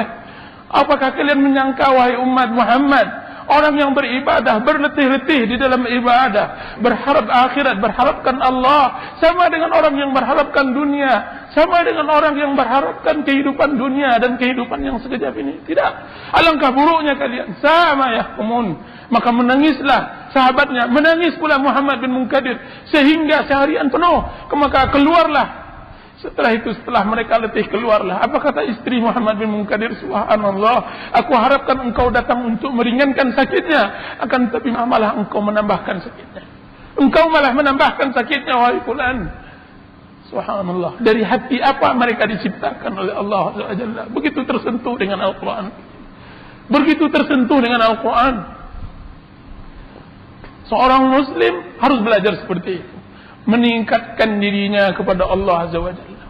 Dengan hal itu baru dia tahu bahwa salat dengan arti begitu akan bermanfaat daripada 1000 salat. Bahwa doa dengan satu doa yang begitu akan bermanfaat daripada sejuta doa. Sejuta doa tidak ada manfaatnya. Sisinya hilang. Tapi kenapa? Karena seseorang tadi berdoa dengan iman dan ilmu. Muamalahnya dengan Allah sangat mengerti. Dia tahu kapan Allah membencinya dan kapan Allah menyukai. Dia tahu apa yang harus dia lakukan di hadapan Allah. Apa ucapan yang layak untuknya. Apa ungkapan yang layak diungkapkan untuknya. Dia tahu itu. Akan tapi orang yang bodoh, orang yang tidak mengerti, maka dia babghawat, hanya beo, hanya himar, yang tidak mengerti apa yang dia perbuat. Ini sangat merugi. Merugi. Kaum muslimin merugi kalau seandainya kita tidak belajar beribadah pada bulan Ramadan ini. Mulai belajar beribadah. Di antara kita belajar beribadah adalah dermawan dalam harta, dermawan pada harta. Belajarlah berdermawan. Alangkah kuatnya melekat di hati kita harta tersebut. Buangkan, upayakan harta tersebut dibuang. Jangan penuhkan, sesakkan hati tersebut dengan harta, akan tetapi letakkan harta itu di tangan. Hati tetap hati akhirat. Letakkan itu di tangan harta, akan tetapi anda infakkan. Nah, Rasulullah SAW pada bulan Ramadan, beliau adalah orang yang paling dermawan. Rasulullah SAW mengatakan, sebagaimana yang disebutkan oleh Abdullah bin Abbas, kana Rasulullah sallallahu alaihi wasallam ajwadun nas. Adalah Rasulullah SAW orang yang paling dermawan. Orang yang paling dermawan. Wa ajwadu ma yakunu fi Ramadan, dan kedermawanan beliau berlebih-lebihan ketika bulan Ramadan. Dermawan. Jadi belajar dermawan, belajar bagaimana memposisikan harta. Kalau memang selama ini harta begitu kuat melekat dalam hati, mari kita mulai belajar sedikit demi sedikit. Kita angkat satu persatu, rupiah per rupiah di tangan kita, kemudian kita infakkan. Sehingga nantinya kita pada tingkat sahabat Rasulullah SAW dan para tabi'in, yang harta yang ada di tangan Allah lebih dia percayai daripada harta yang ada di tangannya. Itu yang disebutkan oleh Rasulullah SAW kepada Abdullah bin Umar. Dan alangkah banyaknya wasiat Rasulullah kepada Abdullah bin Umar. Az-zahid, al-abid, uzhad di dunya yuhibbukallah. Zuhudlah engkau di dunia, Allah akan mencintai engkau. Wazhad ma fi aidin nas yuhibbukan nas. Dan zuhudlah engkau yang ada di tangan manusia, saya manusia akan mencintai engkau. Itu wasiat Rasulullah SAW kepada Abdullah bin Umar. Jadi belajar. Kita sisihkan harta itu yang melekat kuat. 100 juta, 10 juta, 10 miliar kita sisihkan. Ya Allah, ya. Kita bayangkan bahwa harta yang kita infakkan itulah yang kekal. Rasulullah SAW mengatakan, "Mana qasa malun min sadaqah." Tidak akan berkurang harta dari sedekah. Camkan itu. Belajar bagaimana kita yakini bahwa harta itu memang tidak akan berkurang. Belajar. Memang dia butuh belajar. Apa kata Abdullah bin Mubarak? Orang-orang dahulu mereka beribadah kepada Allah Azza wa Jalla, jiwa mereka tunduk kepada Allah. Sudah fitrahnya mereka tunduk. Jadi ketika berinfak, ketika beribadah mereka sudah tunduk. Akan tapi zaman sekarang, yaitu zaman Abdullah bin Mubarak, salah seorang tabi'in, jiwa tidak lagi tunduk kepada kebenaran. Jiwa tidak lagi tunduk kepada peribadatan kepada Allah Azza wa Jalla. Maka saatnya lah pula kita memaksa jiwa tersebut. Saatnya pula lah kita memaksanya. Disebutkan bahwa salah seorang ulama ketika dia sudah letih beribadah pada malam suntuk penuh di dalam bulan Ramadan, kemudian orang berlari, dia disalami oleh orang dirinya, "Selamat, saya ingin bekerja. Selamat, saya ingin mencari rezeki. Selamat." Kemudian dia hendak pula pergi keluar masjid, hendak pula seperti orang lain bekerja seperti bekerja orang lain, hendak pula dia bekerja berusaha seperti berusaha orang lain, hendak pula dia sibuk seperti sibuk orang lain. Dia hendak pula, jiwa yang lemah. Kemudian dia tawari dirinya, "Wahai diriku, kemana lagi engkau hendak pergi? Bukankah masjid Allah rumah yang terbaik? Bukankah masjid Allah tempat yang terbaik? Wahai diriku, kemana lagi engkau hendak pergi? Apakah engkau akan melihat rumah si fulan yang indah sehingga engkau akan memacu kepadanya? Apakah engkau akan melihat kendaraan si fulan yang indah sehingga engkau akan membeli seperti membelinya?" Subhanallah. Beli akhirat wahai fulan, wahai jiwa, wahai diri. Beli, dipaksa dirinya sehingga duduk lagi tunduk kepada Allah SWT. Tidak bisa. Salah seorang ahli ibadah datang, jiwanya begitu kuat kepada nafsu, kemudian tidak, wahai jiwa, tidak, wahai jiwa. Diambilnya lilin, kemudian dia bakar. Kemudian dia letakkan ujung tangannya kepada ujung lilin tersebut. Kemudian dia mengadu, kemudian nafsunya masih menggelegar juga, nafsunya masih kuat juga, diletakkannya lagi. Apa katanya? "Wahai diri, wahai jiwa, ini api lilin yang begitu kecil, engkau tidak kuat menahannya. Apalagi api neraka yang sangat besar. Apalagi azab Allah. Kemana engkau dengan maksiat kepada Allah Azza wa Jalla? Kemana engkau?" Maka dia bilang, "Tidak wahai jiwa, tidak wahai diri, engkau harus beribadah kepada Allah Azza wa Jalla. Tahan. Sesungguhnya dialah kebahagiaan, dialah nikmat yang paling besar." Allah Subhanahu wa taala mengatakan, "Wa amma man khafa maqama rabbih wa nahan nafsa 'anil hawa." Adapun orang yang takut akan kedudukan Rabbnya dan menahan dirinya dari hawa. Menahan. Permasalahan bukan adanya hawa, permasalahannya adalah pada menahan. Semua orang punya hawa, semua melepaskannya, kan, tapi seorang muslim menahan hawanya, menahan nafsunya, menahan keinginannya, menahan syahwatnya, menahan dunianya. Dan ya Rabb, saya berikan ini hanya kepada Engkau, saya untukkan ini hanya kepada Engkau, saya persembahkan untuk mendapatkan surga. Wa nahan nafsa 'anil hawa. Apa yang dia peroleh? Fa innal jannata hiyal ma'wa. Sesungguhnya surgalah yang akan dia peroleh. Surga yang dia peroleh. Jadi belajar dermawan. Bagaimana menghadirkan jiwa orang-orang terdahulu seperti itu, mereka berbuat pada diri mereka. Sebagian lagi mereka bilang kepada orang tuanya, "Ayah, tolong ikatkan saya di tiang masjid, jangan tanggalkan. Sesungguhnya dunia sangat menipu ya ayah. Ayah, ikatkan saya di masjid Allah Azza wa Jalla biar saya bisa mengaji, bisa saya duduk." Pernahkah kita memaksa diri kita sejenak beribadah kepada Allah Azza wa Jalla? Pernahkah kita menenangkan diri, "Wahai diri, satu surat, wahai diri, satu ayat, bersabar. Tidak akan berkurang dunia engkau, tidak akan merugi engkau di dunia. Satu surat engkau bacakan karena Allah Azza wa Jalla antara qamat dan azan kepada Allah Azza wa Jalla. Semoga dengan itu Allah akan angkat derajat engkau. Wahai diri, duduk sebentar, iming-imingi diri dengan akhirat, iming-imingi diri dengan pahala yang besar. Karena diri memang sangat kuat. Innan nafsa la ammaratun bisu. Sesungguhnya jiwa benar-benar mengarah kepada keburukan. Dan iming-imingi dia. Iming-imingi dia. Dia sangat lemah. Dia sangat lemah. Siapapun bisa terjatuh ke dalam maksiat kepada Allah Azza wa Jalla. Dengan iming-iming itulah dia bisa beribadah dan dia bisa kuat lagi. Di antara melakukan ibadah pada bulan Ramadan adalah berlomba-lomba, dan dia ada kaitannya dengan kedermawanan. Apakah tidak mau seorang muslim berpuasa diberikan oleh Allah Subhanahu wa taala pahalanya 2 atau 3 kali pahala puasa? Siapa yang tidak mau dari seorang muslim? Dia berpuasa sekali tapi Allah tuliskan dia berpuasa 3 atau 4 kali. Saya rasa semuanya mau.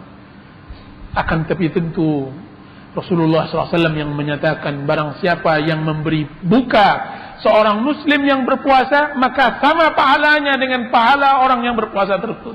Man fattara musliman, barang siapa yang memberi buka seorang muslim yang berpuasa, sama pahalanya. Coba kita belajar. Hadirkan, bilang sama istri, wahai fulana, buat sekarang masakan agak berlebih. Bukan untuk anak-anak, bukan untuk saya dan semacamnya, akan tapi untuk si fakir, untuk si janda yang tidak merasakan seperti yang kita rasakan. Sampaikan kepadanya rentang itu. Sampaikan kepadanya. Sebelum maghrib Anda sudah berada bersama anak, kemudian hidupkan mesin, kemudian sampai ke depan rumahnya ketuk. Kalau seandainya yang keluar itu adalah anak yatim, pegang kepalanya, tangisi diri Anda. Pegang kepalanya, kemudian selipkan kepadanya uang. Semoga dengan selipan tersebut Allah juga menyelipkan kasih sayangnya nanti di akhir. Allah menyelipkan kasih sayang, dan alangkah kita butuh kasih sayang Allah di akhirat. Perjalanan yang sangat panjang, keabadian yang tidak ada henti-hentinya. Kenapa jiwa begitu sulit untuk mengingat akhirat? Sangat sulit mengingat Allah Azza wa Jalla.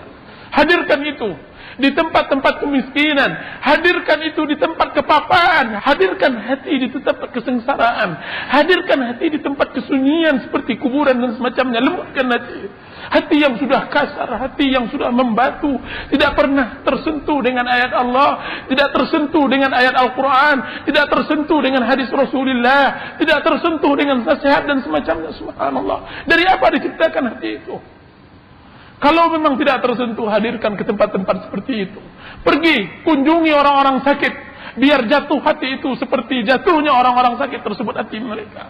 Pergi ke tempat makam dan kuburan, hadirkan hati ke sana. Ya Allah, begini nasib saya nantinya. Setelah masa panjang saya berpisah dengan Engkau, saya akan kembali juga kemauan maupun tidak maunya saya. Datangkan itu Ramadan. Jadikan itu di awal Ramadan. Niatkan. Kalau seandainya Anda telah berbuat seperti itu, Masya Allah, berbahagialah. Berarti Anda telah meniti jejak salaf. Akan tetapi penampilan, akan tetapi tampang yang hanya rajilabah, maka dia adalah kemunafikan. Kemunafikan yang terselubung. Dia adalah nifaq di atas Al-Quran dan Sunnah Rasulullah SAW. Qalbu Rasulullah SAW mengatakan, ala inna fil jasadi mudghah. Ketahuilah sesungguhnya di dalam tubuh yang luas ini ada mudghah, ada segumpal darah. Idza saluhat saluhal jasadu kulluh. Jika seandainya dia baik, baiklah semua. Wa idza fasadat, kalau seandainya dia rusak semuanya. Ala wahiyal qalb. Ketahuilah dia hati itu yang harus kita perbaiki. Ma'rifah. Sering-sering membaca Al-Quran, sering-sering membaca tafsir, sering-sering membaca karangan para ulama tentang permasalahan hati. Karangan Ibnu Qayyim rahimahullah, karangan Ibnu Jauzi. Hadirkan itu, belajar pada orang-orang yang memang pandai bermuamalah dengan Allah Azza wa Jalla. Hadirkan, tanyakan bagaimana bergurau, bagaimana bermain dengan Allah Azza wa Jalla, bagaimana. Dan alangkah pandainya salaf dahulu bagaimana bermain dengan Allah. Bagaimana Allah Subhanahu wa taala memberikan pengampunan yang sangat luar biasa. Kenapa? Karena hambanya benar-benar pandai mengambil hati Allah. Begitu pandai. Seorang pezina satu hari dia keharusan di padang pasir. didapatkannya sebuah sumur. Membuat dia tidak tega membiarkan anjing tersebut kehausan. Dia telah haus, dia merasakan bagaimana tidak enaknya haus, bagaimana sengsaranya haus. Maka dia turun. Sekarang dia tidak hanya bisa minum langsung, dia harus membawakan ke atas. Diambilnya sepatunya, kemudian sepatu tersebut dicelupkan ke air sumur tersebut. Dia naik sekarang, tidak mungkin dia berpegangan dengan tangan, karena tangannya sekarang ada sepatu yang di dalamnya air. Dia tidak bisa naik. Akhirnya terpaksa mulutnya yang selalu menjilat maksiat kepada Allah Azza wa Jalla, dia letakkan sepatu yang akan dia minumkan anjing tersebut. Dia minumkan anjing. Dia angkat. Mungkin dia tidak pandai beribadah, akan tapi begini, di tempat seperti ini Allah Subhanahu wa taala mudah mengampunkan seorang hamba. Di tempat lembut hati seperti ini, jatuh hati orang tersebut, Allah Subhanahu wa taala mengampuni. Dia angkat, dia naik sedikit demi sedikit sampai di atas mulut sumur. Diberikannya anjing tersebut. Ketika diberikannya kepada anjing, Allah ampunkan seluruh dosanya. Allah ampunkan seluruh dosanya. Anda tidak seperti pezina tersebut. Anda tidak berlaku maksiat sebanyak pezina tersebut. Tidak pintarkah Anda bermuamalah dengan Allah seperti itu? Tersentuh dengan seorang fakir, seorang janda, seorang anak yatim, kemudian Anda meneteskan air mata sedih dengan sedihnya. Anda beri naungan dengan kebesaran dan kegagahan Anda di dunia. Orang-orang yang lemah seperti itu Anda demakan harta 1 rupiah, berharap Allah mengampuni Anda. Tidak pintarkah Anda seperti pelacur pezina tersebut? Alangkah hinanya seorang muslim yang tidak pintar beribadah kepada Allah. Dia memberi akan tapi tidak pernah merasa.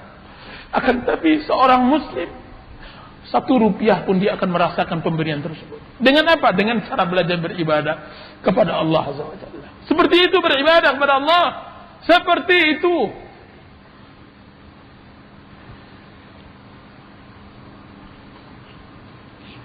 Salah seorang orang tua yang telah melanglang buana dengan maksiatnya di dunia, di ujung-ujung akhir kehidupannya dikumpulkannya anaknya.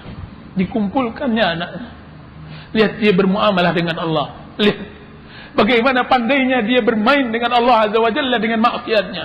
Akan tapi dia bukan bermain, dia benar-benar pandai bagaimana Allah Azza wa Jalla mengampunkannya. Dikumpulkan. Kemudian dia mengatakan, anak-anakku, kalau seandainya ayah nanti mati, bakar ayah. Kemudian taburkan bagi 2 debu yang kalian bakar dari jasad ayah tersebut. Tunggu musim angin. Kemudian berangkatlah kalian di atas bukit. Kemudian yang 1 bungkus tersebut tebarkan dia ke bumi. Biarlah dia jatuh di pepohonan yang sangat banyak tersebut. Kemudian tunggu lagi musim ombak. Berangkatlah kalian ke tengah lautan. Kemudian taburkan lagi jasad ayah yang setengah telah menjadi debu tersebut ke lautan. Biarlah dia tergenang di lautan yang luas. Apa kata anaknya? Wahai ayah, apa yang kau lakukan? Apa yang membuat engkau melakukan itu? Biarlah ayah bertemu seperti itu. Ketika dia dipertemukan oleh Allah Azza wa Jalla dengan kekuasaannya, dikumpulkan semua debu yang ada di atas bukit tersebut yang tersentuh oleh 1000 dedaunan, kemudian dikumpulkan oleh seluruh lautan yang tersebut dasarnya, kemudian dihidupkan. Dan dibicaralah Allah Azza wa Jalla kepada hamba yang sudah tua banyak maksiat tersebut. Hamba, apa kata Allah? Abdi, hambaku, apa yang membawamu engkau berbuat seperti ini? Apa yang membuat engkau membuat seperti ini? Apa kata orang tua tersebut? Ya Rabb, saya berbuat tersebut karena takut kepadamu. Saya berbuat tersebut karena takut maksiat yang saya lakukan dan bertemu nanti kepadamu. Wajah mana yang akan saya perlihatkan kepadamu dengan wajah maksiat, dengan Kaki apa yang saya berdiri di hadapanmu kalau seandainya saya membawa maksiat seumur hidup saya? Bagaimana Allah Azza wa Jalla? Subhanallah. Apa kata Allah Subhanahu wa taala, hambaku, hambaku, masuklah surga. Semua dosamu telah ampunkan akibat engkau mengerti bahwa engkau takut kepada aku. Allah Azza wa Jalla, subhanallah. Karena dia hanya belajar takut kepada Allah Azza wa Jalla. Sudahkah kita pernah belajar takut kepada Allah Azza wa Jalla? Telah kita kaji tentang ayat-ayat takut kepada Allah Azza wa Jalla?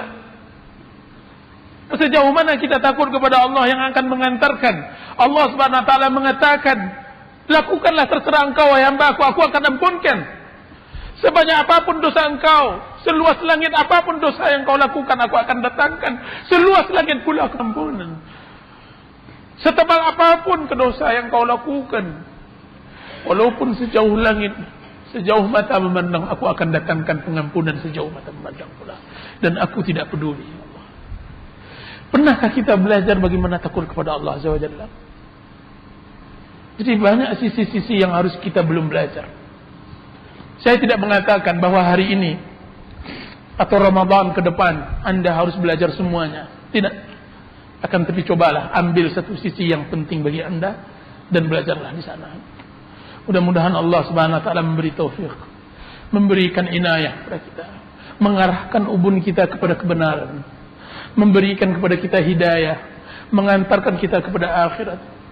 Dan mudah-mudahan Allah Subhanahu wa taala memberikan kita ilmu yang bermanfaat, amal yang saleh, dan ilmu dan rezeki yang halal.